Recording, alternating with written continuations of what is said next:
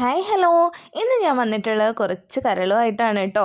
എൻ്റെ കരളല്ലേ, പോത്തിൻ്റെയാണേ. അങ്ങനെ ദേ കഴുകി വൃത്തിയാക്കി ഞാൻ കുക്കറിലിട്ട് ഇട്ട് കൊടുക്കുന്നുണ്ട്. ഇനി അതിലേക്ക് ഉപ്പും മഞ്ഞപ്പൊടിയും കുറച്ച് വെള്ളം ഒഴിച്ച് ഞാൻ വേവിക്കാൻ വെക്കുന്നുണ്ട്. ചൂടായ എണ്ണയിലേക്ക് ഞാൻ ഉലുവ ഇട്ട് പൊട്ടിക്കുന്നുണ്ട്. ഇനി അതിലേക്ക് ചതച്ച വെളുത്തുള്ളിയാണ് കേട്ടോ ചേർത്ത് കൊടുക്കുന്നത്. വെളുത്തുള്ളിയുടെ നിറം ഒരു ബ്രൗൺ കളറിലാകുമ്പോഴത്തേക്കും ഞാൻ ഇഞ്ചി ഇട്ട് കൊടുക്കുന്നുണ്ട്. അതും ഒന്ന് മൂപ്പിച്ചെടുക്കുന്നുണ്ട്.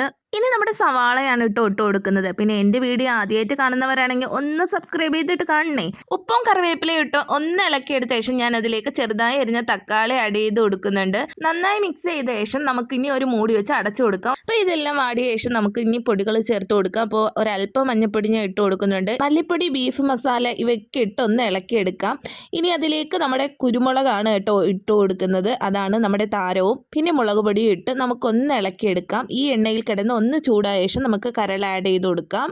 കരളും കൂടി ഇട്ട് നന്നായി ഇളക്കിയെടുക്കാം. ആ എണ്ണയിലും സവാളയിലും കിടന്ന് ഒന്ന് വരട്ടിയെടുത്ത ശേഷം നമുക്ക് ഇനി അതിലേക്ക് കുറച്ച് മുളക് ഇട്ട് കൊടുക്കാം. ഒന്ന് ഇളക്കിയ ശേഷം നമുക്ക് ഒരല്പം വെള്ളം ഒഴിക്കാം. ഒരുപാട് ഒഴിക്കല്ലേ. ഇനി എന്നിട്ടൊരു മൂടി വെച്ച് നമുക്ക് അടച്ചു കൊടുക്കാം. ഒരു 5 മിനിറ്റ് അങ്ങനെ ആവിയിലിരുന്ന് വെന്ത ശേഷം നമുക്ക് തുറന്ന് നോക്കാം. ദേ ഇവിടെ സംഭവം സെറ്റ് ആയിട്ടുണ്ട്. ഇനി നമ്മളൊരു സ്പെഷ്യൽ ഐറ്റം ഇറക്കുന്നുണ്ട്. അതാണ് മസാലക്കൂട്ട്. അപ്പോൾ മസാലക്കൂട്ടും കൂടിയൊക്കെ ഇട്ട് നമുക്കൊന്ന് ഇളക്കി ഒന്ന് ആവിയിൽ വെച്ച ശേഷം ദേ നമ്മുടെ പാത്രത്തിലേക്ക് സെർവ് ചെയ്യാം. പൊന്നു അട്ടാറ് ടേസ്റ്റാണ് കേട്ടോ. എല്ലാവരും ഇതുപോലെ ഒന്ന് ട്രൈ ചെയ്ത് നോക്കണേ. പിന്നെ എൻ്റെ ഈ കുഞ്ഞു വീഡിയോ ഇഷ്ടമായ ലൈക്കും ഷെയറും സബ്സ്ക്രൈബും ചെയ്യാൻ മറക്കല്ലേ. Thank you for watching.